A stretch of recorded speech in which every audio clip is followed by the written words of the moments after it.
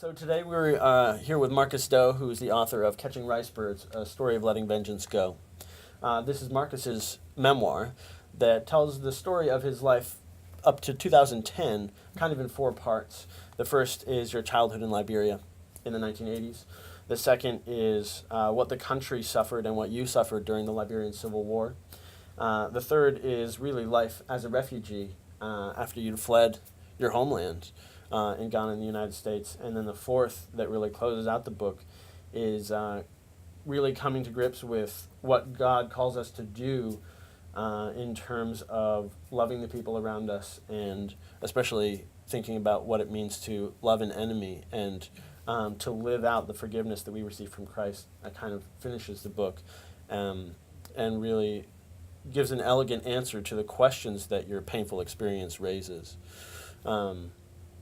So I'm delighted to have Marcus with us, and we're going to talk a little bit about the book and about your experiences. So forgiveness is really key to kind of what we would call like the heart of your story, or what you're hoping readers will walk away with.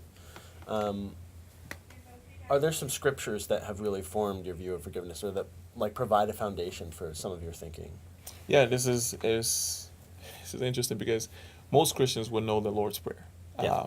And we can say it, recite it, and it's memorized from the time we're kids. Yeah. But right after the Lord's Prayer in Matthew 6 is a couple verses, 14 and 15, where Christ talks about forgiving if we do not forgive others.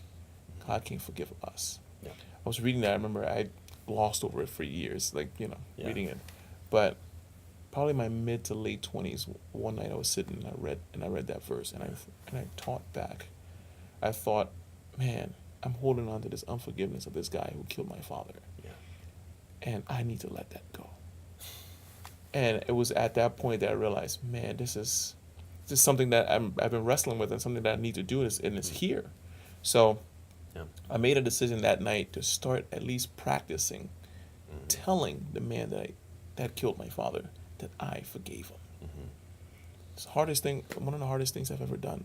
Sitting in front of an empty chair and having a conversation and weighing what he would say to me, whether he would be remorseful, whether he would be belligerent, or he would be accepting of me saying I forgive you, or what he wouldn't care, or what he would feel, or what I would feel if he was there with me. Yeah. And I ran through that.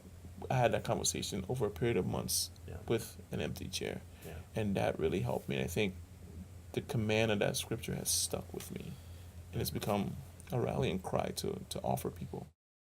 Can you give us a sense of what you hope readers of your book in particular will take away? Maybe a reader, what would you hope a reader in the U.S. would take away? And what would you hope a reader in Liberia would take away from having read your book?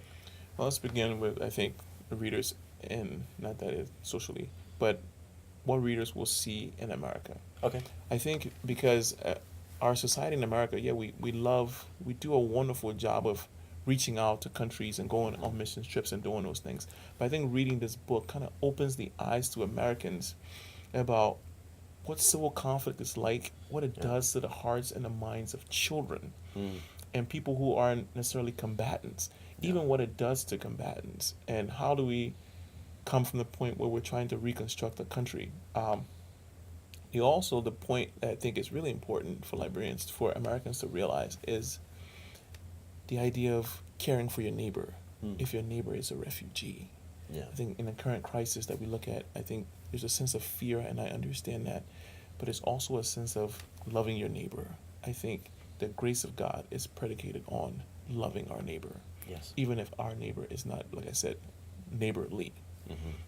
This radical grace that God has extended to all of us in forgiveness, I think, needs to be extended to those who have hurt us. Yeah. And anyone can love their neighbor who loves them back, but it takes a radical love from Christ to love someone who may not love you, or look like you, or be and act like you. Yes.